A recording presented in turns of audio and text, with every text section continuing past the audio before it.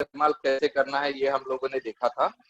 ठीक है, हालांकि लॉग टेबल का इस्तेमाल करना ये हमारे सिलेबस का कोई पार्ट नहीं है, बट उसको सीखना हम लोग को 10th लेवल पर ही था।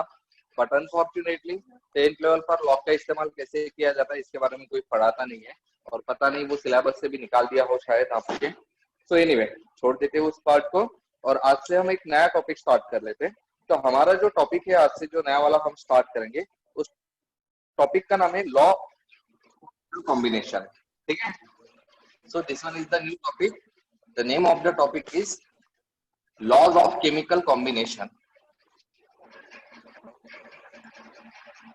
Laws of chemical combinations.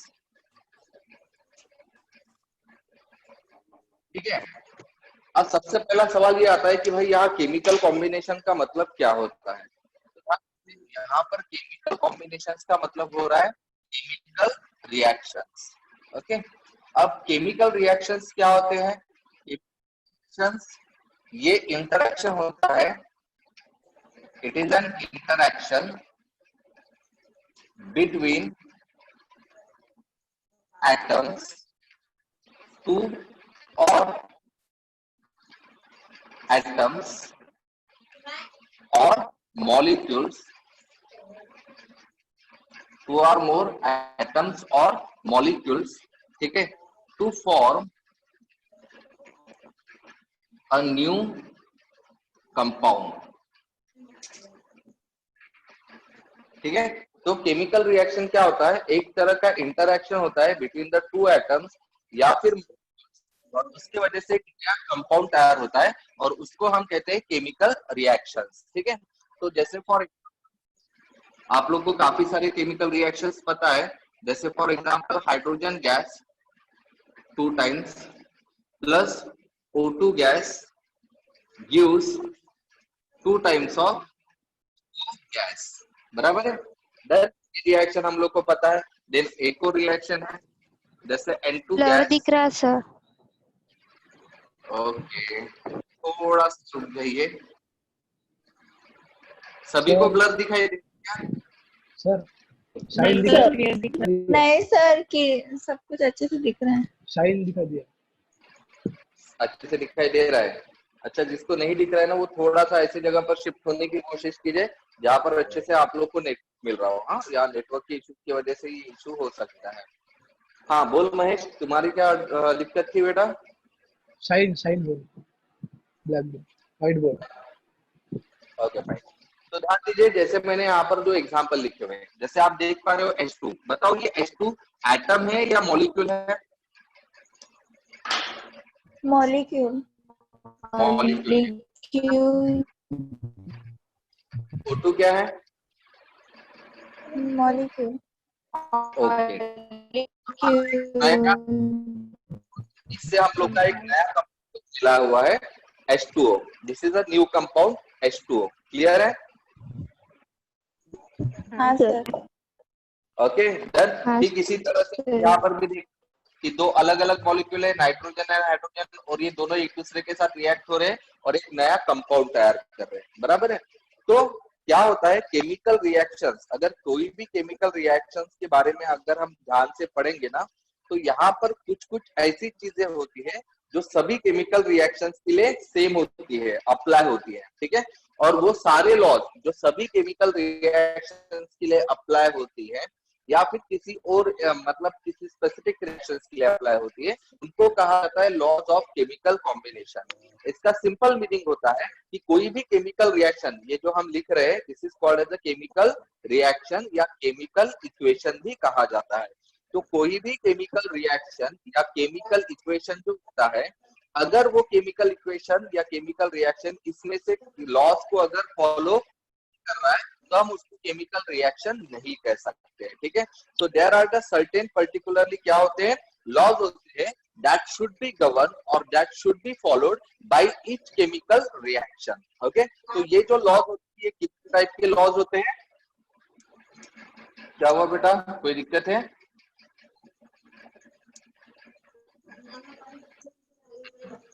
अब हम बात करेंगे सर ब्लर ब्लर दिखाई दे रहा है तो थोड़ा सा ना आपके नेटवर्क को एडजस्ट कर लीजिए, हाँ, क्योंकि मेरे ख्याल से मेरा नेटवर्क अच्छा है इस बार।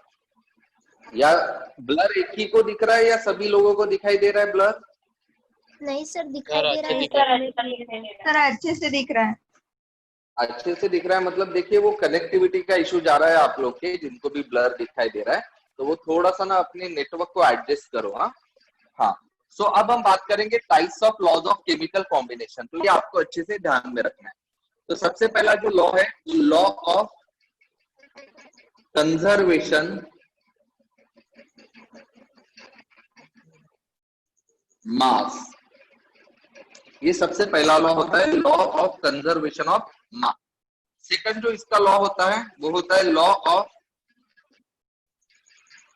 Definite proportion, law of definite proportion, ठीक है। देन नेक्स्ट जो होता है वो होता है लॉ ऑफ मल्टीपल प्रपोर्शन। अभी फिलहाल सिर्फ नाम ध्यान में रखो। हाँ, देन नेक्स्ट जो लॉ होता है is the law of reciprocal proportion, and finally होता है लॉ ऑफ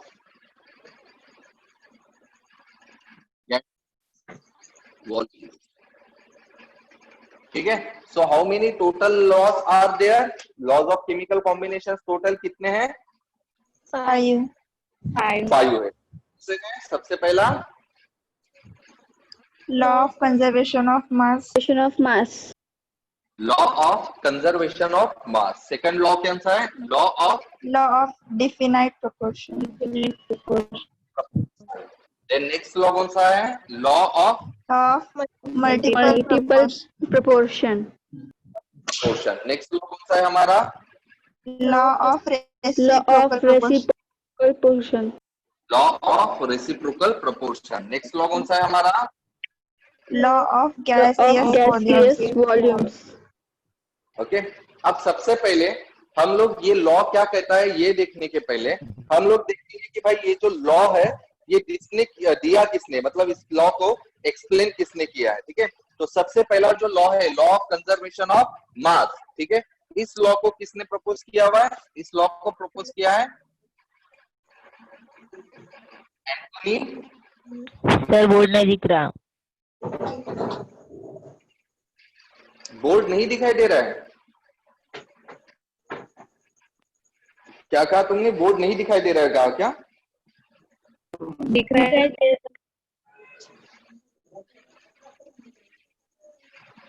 क्या है? Antoine Lavoisier. अरे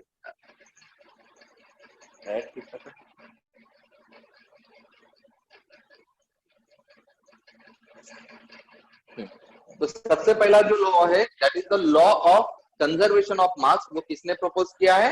एंटोनी लेवोजियर ने। किसने प्रपोज किया हुआ है? Antoine Lavoisier. ओके। सेकंड जो लॉ है law of definite proportion, that law is proposed by Joseph Proust. इसको किसने प्रपोज किया है? Joseph Proust. Okay. Then next है that is the law of कौन सा है? Multiple proportion. तो मल्टीपल प्रोपोर्शन को प्रपोज किया है जॉन डाल्टन। Very good. किसने प्रपोज किया है? जॉन डाल्टन ने।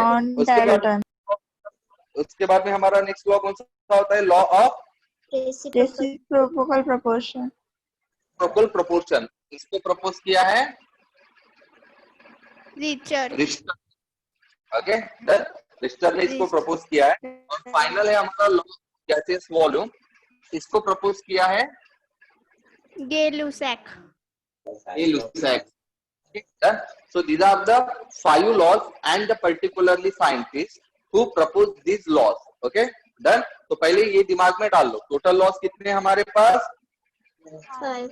5 लॉ है। इस लॉ में बताइए सबसे पहला लॉ ऑफ कंजर्वेशन ऑफ मास।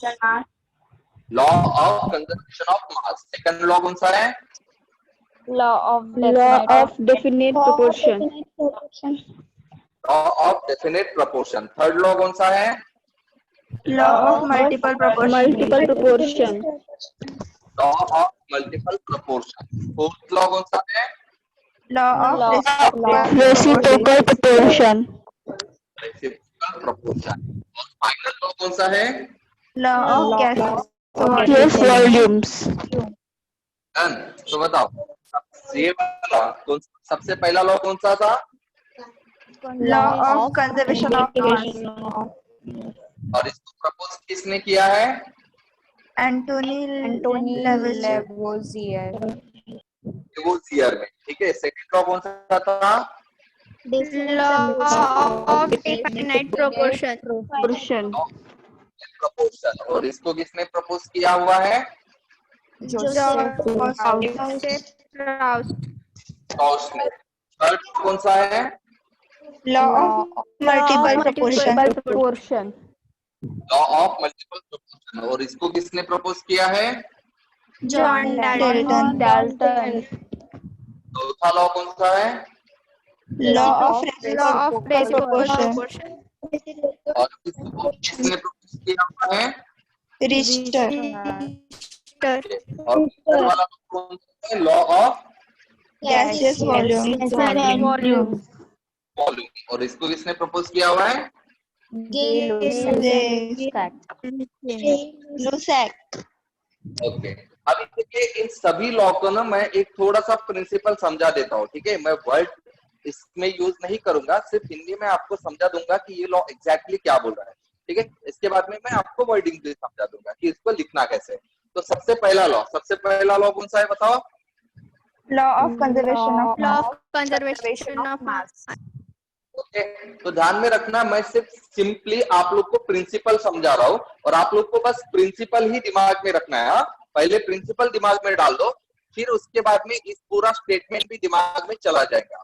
तो law of conservation of mass का सिंपल प्रिंसिपल ये होता है कि मास ऑफ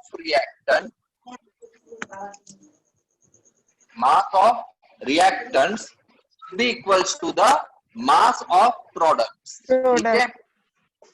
राइट। सिंपल क्या प्रिंसिपल? लॉ क्या होता है? Simple principle, mass of reactant should always be equal to the mass of product. Right. अब हम बात करते हैं सेकंड वाला लॉ कौन सा है हमारा? Law of Definite proportion. Law of definite proportion. तो इसका प्रिंसिपल आप लोग को क्या ध्यान में रखना है? इसका प्रिंसिपल आप लोग को ये ध्यान में रखना है कि जो रेशो रहेगा, रेशो ऑफ कंबाइनिंग एटम्स का जो रेशो रहता है, ठीक है, that should always B same. ठीक है। Should B same. ये हमेशा कैसा होना चाहिए? Should be same. ये हमेशा सेम होना चाहिए। Okay. Ratio of combining atoms should be same. Done. समझ में आ रहा है? तो आप इसमें क्या करेंगे, ध्यान में रखना, ये वाला प्रिंसिपल ध्यान में रखना। Ratio of combining atom should be same. What does it mean? कि इसका मतलब ये होता है कि मास ऑफ ए, ठीक है, divided by mass of B, ठीक है, should be always same in a compound A B. अगर मेरे पास कंपाउंड ए बी है तो उसमें mass of A by mass of B हमेशा सेम होना चाहिए। सेम मतलब लाइक 1:2 होगा तो 1:2 ही होना चाहिए। अगर वो 2:1 है 2:1 ही होना चाहिए। अगर वो 1/3 है तो हमेशा उतना ही रहना चाहिए, चेंज नहीं होना चाहिए। समझ में आ रहा है? हाँ सर। ओके। अब नेक्स्ट वाला जो प्रिंसिपल है, नेक्स्ट लॉ है हमारा कौन सा? Law of multiple proportion. Proportion. ठीक है। तो इसका प्रिंसिपल क्या कहता है? लॉ ऑफ मल्टीपल प्रोपोर्शन ये कहता है कि अगर if two atoms form more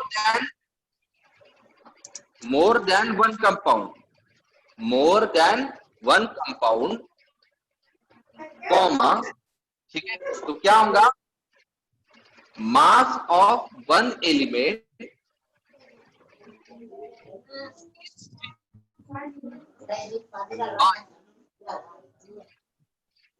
that of other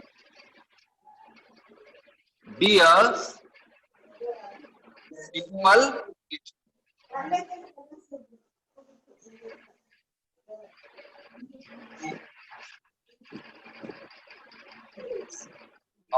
साक्षी उपरे आणि तृप्ती बगडे तुम्ही थोडेसे म्यूट होऊन जा बरं. हाँ, तो यहाँ पर देखिए लॉ ऑफ मल्टीपल प्रपोर्शन क्या बोलता है कि अगर दो एटम्स फॉर्म मतलब एक से ज्यादा अगर कंपाउंड तैयार करता है तो उसमें से एक एलिमेंट का मास फिक्स रहेगा जबकि दूसरे का जो मास रहेगा वो सिंपल रेशो बिहेव करेगा. जैसे फॉर एग्जांपल समझा देता हूँ, कार्बन एंड ऑक्सीजन फॉर्म, ये दो कंपाउंड तैयार करते हैं. कौन से? Carbon monoxide and carbon dioxide. समझ में आ रहा है? Carbon monoxide and carbon dioxide ये दो कंपाउंड तैयार करते हैं, कार्बन एंड ऑक्सीजन. ओके, अब अगर मैं इसमें बोलूंगा तो कार्बन एंड ऑक्सीजन में कार्बन का मास कितना है बताइए. कार्बन का मास, एटॉमिक नंबर कितना होता है कार्बन का? 6. तो इसका एटॉमिक मास क्या होना चाहिए? 12. Very good. ठीक है, और ऑक्सीजन का मास कितना होगा? 16. मतलब हम क्या बोल सकते हैं कि यहाँ पर कार्बन का 12 और ऑक्सीजन का 16 है. अब कार्बन डाइऑक्साइड अगर मैं लिखता हूं तो कार्बन डाइऑक्साइड में एक ही कार्बन है, मतलब इसका मास कितना होगा? 12. ऑक्सीजन कितने हैं यहाँ पर? 2. इसका मतलब इसका टोटल मास कितना होगा?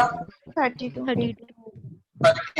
अब जैसे मैंने कहा है कि दो एलिमेंट्स, दो एटम, 32. जैसे ऑक्सीजन, ये क्या कर रहा है? फॉर्म कर रहा है more than one compound. More than one compound मतलब कौन से दो कंपाउंड है यहाँ पर तैयार कर रहा है? Carbon monoxide and carbon dioxide. और फिर यहाँ क्या बोला है कि mass of one element is fix. तो बताओ यहाँ कौन से एलिमेंट का मास कार्बन. CO का. कार्बन. कार्बन का एक एलिमेंट मतलब सिर्फ एटम, तो यहाँ सिर्फ कार्बन का मास फिक्स है दोनों बेस में. ऑक्साइड में भी कार्बन 12 है और कार्बन डाइऑक्साइड में भी कार्बन का मास कितना है? 12 ही है. बराबर है. कि that of other atom, other atom कौन सा यहाँ पर? दोनों इसमें अदर एटम को, कार्बन को छोड़कर ऑक्सीजन. ऑक्सीजन का देखिए कार्बन डाइऑक्साइड में, कार्बन मोनोऑक्साइड में ऑक्सीजन का मास कितना है? 16. डाइऑक्साइड में ऑक्सीजन का मास कितना है? 32. अगर मैं दोनों का रेशो निकालता हूँ तो क्या बनेगा रेशो? 1:2. 1:2. ये 1:2 रेशो है, ये सिंपल रेशो है. हाँ. राइट. ये कहता है इस तरह का मल्टीपल प्रोपोर्शन. समझ में आ गया? हाँ सर. अब हम हमारे चौथे लॉ पर. तो चौथा लॉ क्या कहता है बताइए? चौथे लॉ का नाम लॉ ऑफ reciprocal proportion.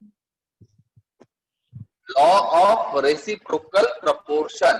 ठीक है, अब यहाँ पर क्या बोलता है कि यहाँ पर इफ टू एटम्स, टू, या फिर हम ये कहेंगे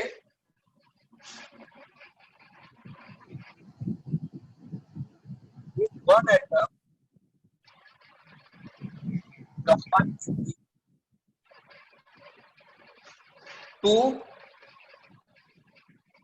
different atoms to form two different compounds. Okay, then the other two elements also combines with each other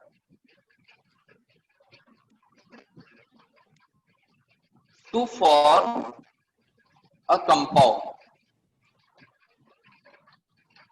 ठीक है, तो ये वाला लॉ होता है कौन सा आप लोगों का, लॉ ऑफ मल्टीपल प्रोपोर्शन। मतलब इसका सिंपल मीनिंग क्या होता है पता है क्या, इसकी टोपी उसके सर। फॉर एग्जाम्पल जैसे मैं 3 अलग अलग एलिमेंट ले लेता हूँ, एक ले लेता हूँ Mg, एक ले लेता हूँ ऑक्सीजन और एक ले लेता हूँ हाइड्रोजन, बराबर। हाँ क्या हुआ बेटा, क्या हुआ, क्या हुआ बताइए ना। अरे क्या हुआ,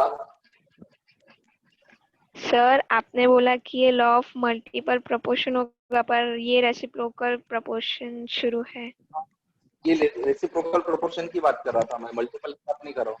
अच्छा मैंने मल्टीपल बोल दिया था क्या? हाँ सर।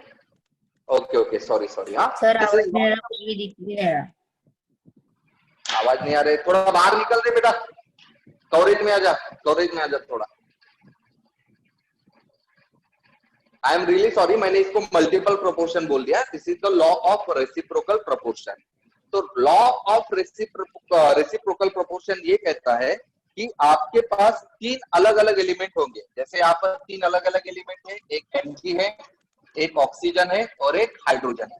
तो इसमें से कोई एक एलिमेंट अगर मैं पकड़ लेता हूं, जैसे फॉर Mg, तो ये Mg ऑक्सीजन के साथ भी कंबाइन होता है और ये Mg हाइड्रोजन के साथ भी कंबाइन होता है, ठीक है। और ये Mg जब ऑक्सीजन के साथ कंबाइन होता है तो ये तैयार करता है MgO।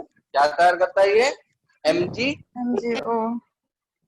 राइट। और जब यही Mg हाइड्रोजन के साथ कंबाइन होता है तो ये जो तैयार करता है कंपाउंड वो होता है MgH2।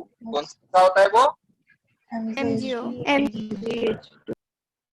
अब यहाँ पर क्या होता है कि ये दोनों एलिमेंट जो है, जो एक ही एलिमेंट के साथ कंबाइन हो रहे हैं, तो ये आपस में कंबाइन होंगे एक दूसरे के साथ। और आपको पता है क्या होता है, जब ऑक्सीजन और हाइड्रोजन कंबाइन होता है तो क्या तैयार करता है, water H2। H2 water H2O। अब देखिए लॉ क्या कहता है पता है क्या, लॉ ये कहता है कि जैसे MgO के साथ कंबाइन हो गया और क्या बना दिया, MgO2, सॉरी MgO बना दिया, बराबर है। और हाइड्रोजन के साथ कंबाइन हो गया और क्या बना लिया, MgH2, H2। राइट। अभी ध्यान दीजिए यहाँ पर बहुत ही इंटरेस्टिंग चीज, अगर मैंने इसको डिवाइड कर लिया Mg को, क्या बचेगा मेरे पास, H2 और O, मतलब H कितने हैं यहाँ पर, H कितने है और ऑक्सीजन कितना है, 2।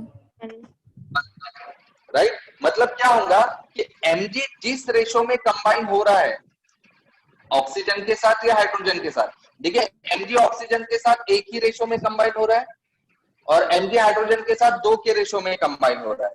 ठीक वही रेशो आप लोगों के क्या होंगे, एक दूसरे के साथ कंबाइन होंगे।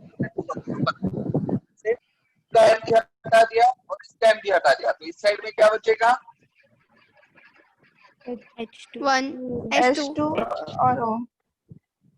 O बचेगा। तो फिर क्या बनाएगा वो, H2O। ठीक है डन। तो इस तरह का होता है लॉ ऑफ रेसिप्रोकल प्रोपोर्शन। एक और एग्जांपल ले लेते हैं, जैसे 3 एलिमेंट ले लेता हूं, नाइट्रोजन, ऑक्सीजन और हाइड्रोजन, ठीक है।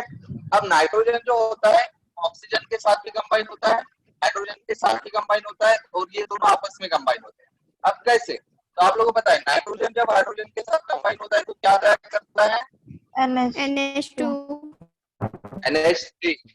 क्या तैयार करता है, NH3, बराबर है। हाँ, और अगर वही नाइट्रोजन कंबाइन होता है तो क्या बनाता है, वैसे वो तो बहुत सारे कंपाउंड बना देता है, लेकिन हमारे लिए सबसे इंपॉर्टेंट चीज कौन से होंगी, यहाँ पर हम लोग NO2 बना लेते हैं, NO2। GST क्या है, good night sweet dream take care, ते म्हणजे अपनी कुर्सी इसे दे दूं क्या?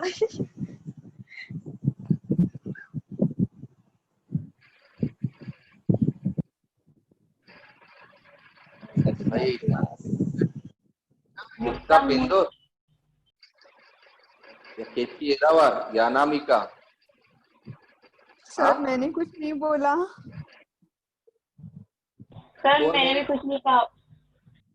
अच्छा ये गुड नाइट स्ट्रीम वाला कौन डिस्कशन चल रहा था भाई, युक्ता पेंदुर। युक्ता का है क्या? अरे बेटा युक्ता, युक्ता सॉरी सर, वो बहन थी तो। क्या हुआ? क्या हुआ युक्ता? सर वो बहन है ना साथ में, तो वो बता रही थी तो।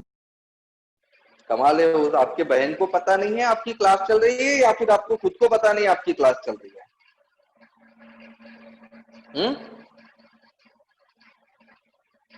देखिए दिक्कत तो यही है ऑनलाइन क्लास की, भाई आप लोग कर क्या रहे हो मुझे पता नहीं चल रहा है। और दिक्कत ये है कि ऑनलाइन क्लास, लेकिन अभी उसके अलावा कोई हमारे पास ऑप्शन नहीं है। तो ultimately it is your own responsibility, ठीक है, कि भाई आपको क्लास करनी है तो ठीक से करो, वरना मत करो ना। अब आप सपने सजा कर आते हो कि भाई कि हमें ये करना है करना है, so this should not happen, get it everyone, keep that thing in a mind। और मुझे ना ये इस तरह की बातें बिल्कुल भी पसंद नहीं है, ठीक है। Don't let me show the other face of my personality, समझे ना, वो आपके लिए अच्छा नहीं होगा।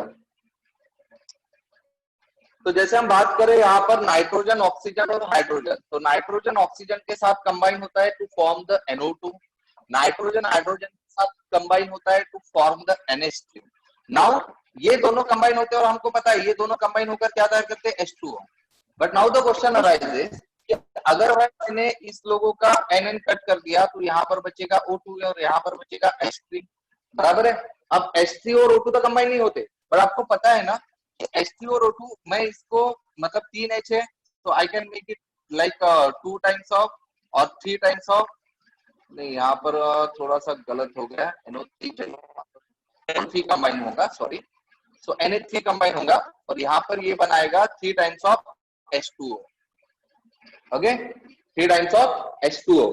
अब ये इसका मतलब क्या होता है, देखिए वापस एक बार अगर मैं रेशो निकालता हूँ 3 टाइम्स ऑफ H2O में, तो हाइड्रोजन 6 होते हैं और ऑक्सीजन 3 होते हैं, तो रेशो क्या बनेगा हमारा 2:1 ही बनेगा, जो कि फिक्स होता है, ओके।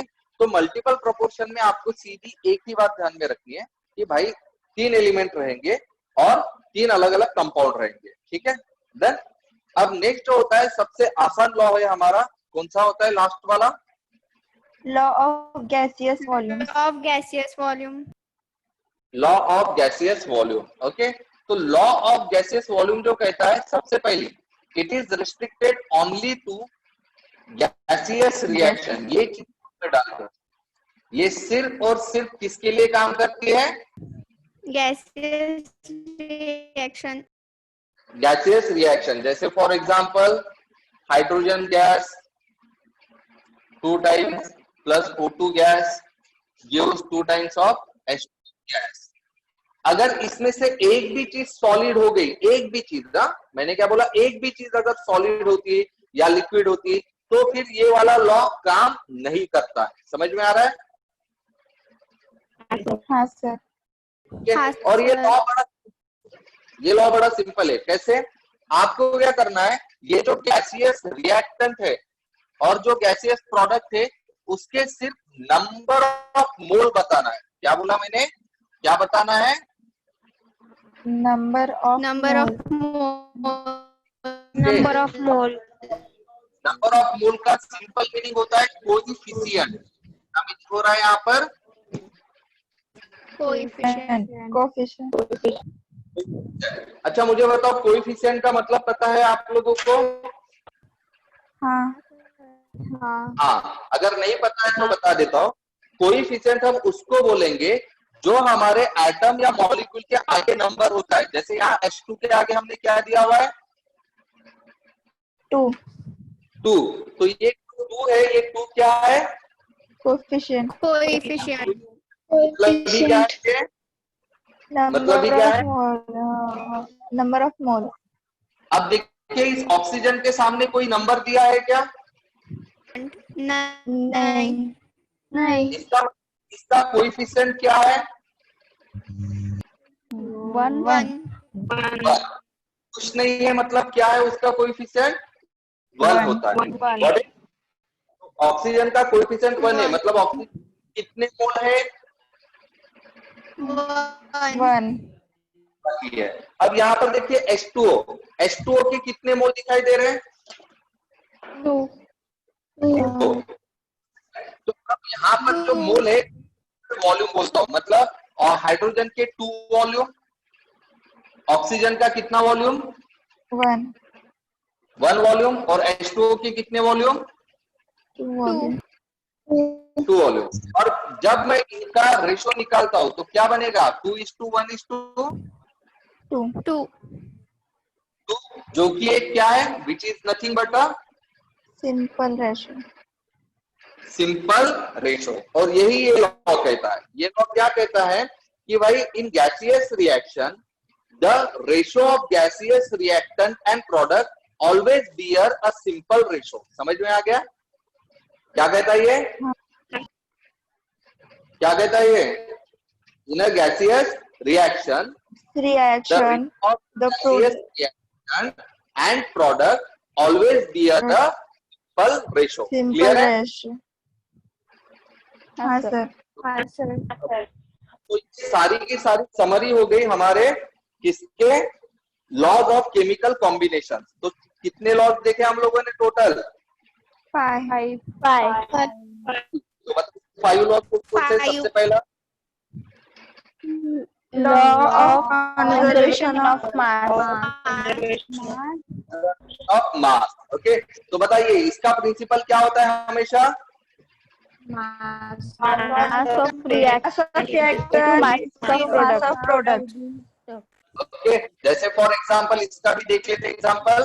जैसे एक रिएक्शन में ले रहा हूं, वही 2 times of H2 gas plus O2 gas always gives times of H2O।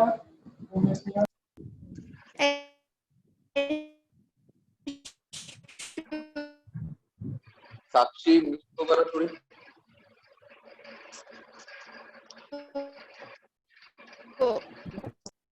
तो यहाँ पर देखिए, यहाँ पर हम बात करेंगे अभी mass, law of conservation of mass की। तो ये वाला लॉ क्या बोलता है कि जो मास ऑफ रिएक्टेंट रहेगा it should always be equal to the mass of product. तो यहाँ रिएक्टेंट कौन इस रिएक्शन में बताइए मुझे?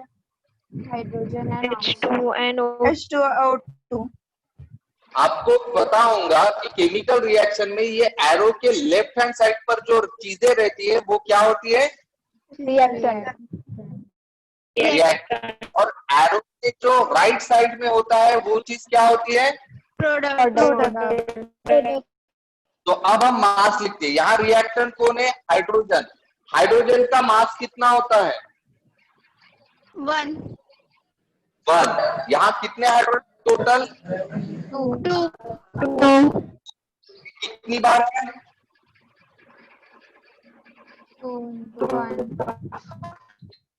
कितना होगा? 4 हो जाएगा। ओके, अब ठीक इसी तरह से हम बात करेंगे ऑक्सीजन की। ऑक्सीजन का मास कितना होता है?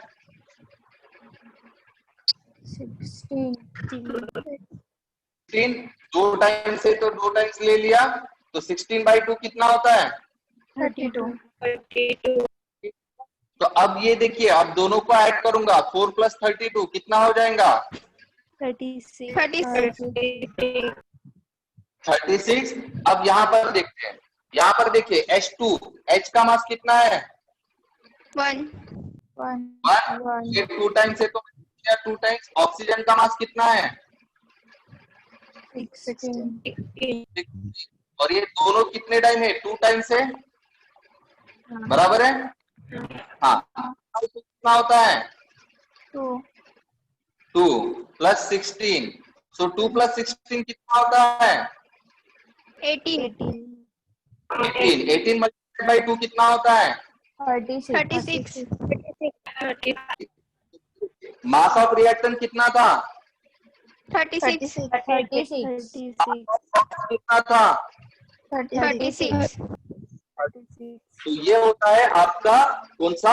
लॉ ऑफ कंजर्वेशन ऑफ मास। समझ में आ रहा है? हाँ सर। ओके, तो अभी ध्यान दीजिए, अभी आप लोग को क्या करना है, आज मैंने जितने भी लॉज बताए हैं, मैंने साइंटिस्ट का भी नाम बताया और लॉ वो क्या कहता है ये भी बताया। तो आज आप लोग का होमवर्क ये है कि पांचों के पांचों लॉज को एनलिस्ट करना। सबसे पहला पॉइंट लिखना कि इट इज प्रपोज बाय, इसने प्रपोज किसने किया था, और सेकंड पॉइंट में आप लिखोगे उसका स्टेटमेंट कि वो क्या बोल रहा था, प्रिंसिपल। समझ में आ रहा है?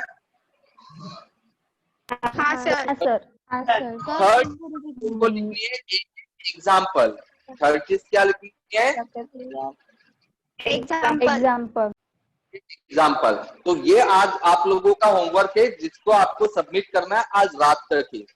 और देखिए काफी सारे बच्चे ऐसे जो अभी भी असाइनमेंट सॉल्व नहीं कर रहे हो, आप बिल्कुल भी ऐसा मत सोचो कि मेरा ध्यान नहीं है, ठीक है ना। मैं जल्दी से अपलोड करूंगा, वो वाली चीजों पर आपके पेरेंट्स तक पहुंच जाएंगे, ठीक है। तो पढ़ना ही नहीं चाहोगे तो पढ़ाने का कोई मतलब नहीं बनेगा बेटा, ठीक है। तो सीरियसली पढ़ो, और किसी को भी कोई भी दिक्कत जाती है तो डायरेक्ट मुझसे बात करो, ठीक है। समझ में आ रहा है आपको? हाँ सर। सर एक बार होमवर्क रिपीट करो ना। क्या करो? होमवर्क रिपीट करो ना। कौन सा लॉ रिपीट करो? नहीं लॉ नहीं, होमवर्क जो बताया वो रिपीट। होमवर्क ये है कि लॉ ऑफ केमिकल कॉम्बिनेशन जो 5 है उसको आपको लिखना है। पहला पॉइंट में किसने प्रपोज किया, मतलब साइंटिस्ट का नाम। दूसरे पॉइंट में उसका स्टेटमेंट मतलब प्रिंसिपल, और तीसरा वाला उसका एग्जाम्पल। 3 ही पॉइंट लिखने हैं हर एक लॉ में। समझ में आ गया? हाँ सर। सर आपको हाँ सर। नंबर पे भेजना है। आपके पर्सनल नंबर पे भेजना है ना सर? पर्सनल नंबर पर। देखिए मेरे असाइनमेंट मेरे पर्सनल नंबर पर ही भेजना है, बाकी सारे असाइनमेंट आपको ग्रुप पर अपलोड करने हैं, ठीक है। हाँ सर। हाँ सर। तो कल हम इससे न्यूमेरिकल्स देखेंगे। हाँ बोलिए बेटा। Sir law of gaseous volume का प्रिंसिपल एक बार रिपीट करना। लॉ ऑफ गैसेस वॉल्यूम का प्रिंसिपल